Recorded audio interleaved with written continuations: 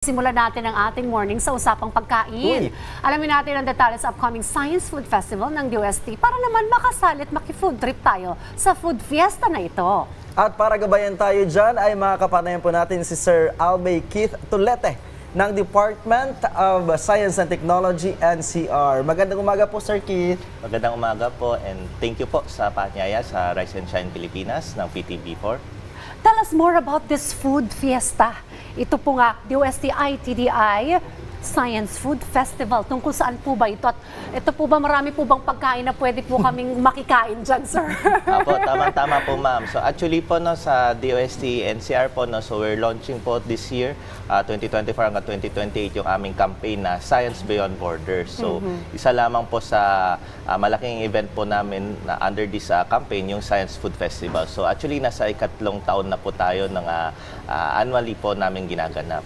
So it is a 4-day event po mula May 29 hanggang June 1 po, no, sa Lucky Chinatown, Binondo, na kung saan marami po tayong itatampok po ng mga assisted po ng clients namin through technical assistance sa mga iba't ibang programa ng DOST NCR. So nandyan po yung Small Enterprise Technology Upgrading Program or SETUP.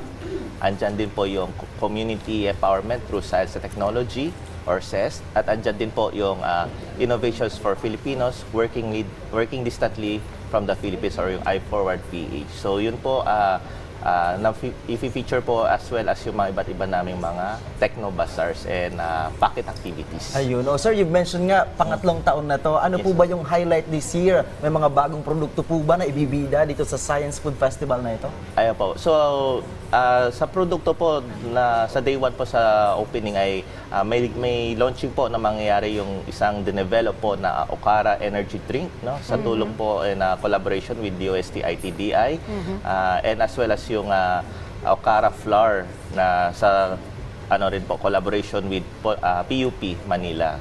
So launching as well as yung ating iba pang pocket activities. Kasabay kasi ng ating Science Food Festival is yung ating iForward Summit na may tema po or pinamagatang Step Up Kabayan. No? So ang ano po natin dito is i-highlight po nito is yung ating multi-sectoral na collaboration po between our national governments and agencies and mga private sectors para po makapag-provide ng nurturing environment para sa mga OFWs na magsisimula at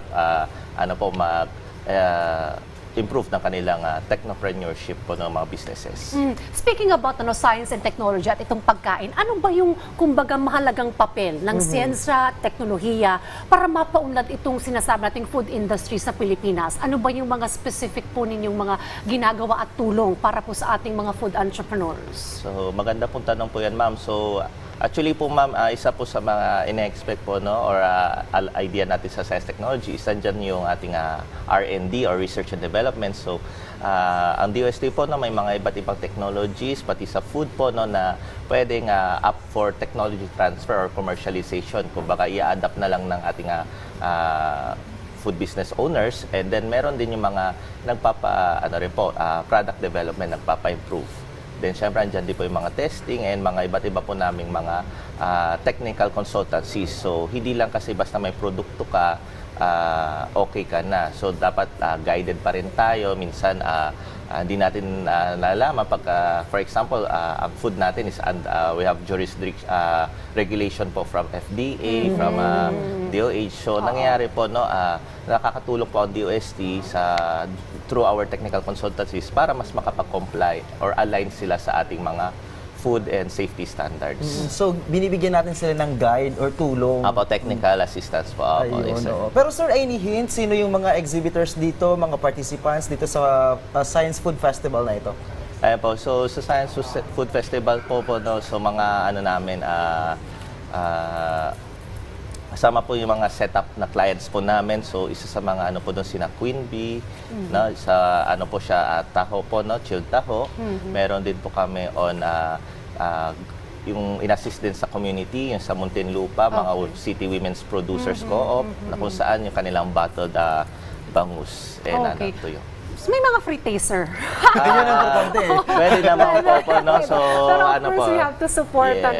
the entrepreneurs and exhibitors. Yes, so. Well, thank you so much for joining us at susuportahan po natin itong food festival na ito ng DOST ITDI. Marami pong salamat po. Apo. Nakasama po natin si Sir Albie Keith Tolete ng DOST NCR. Siya po ang Science Research Specialist 2. Salamat po, sir. Thank you po.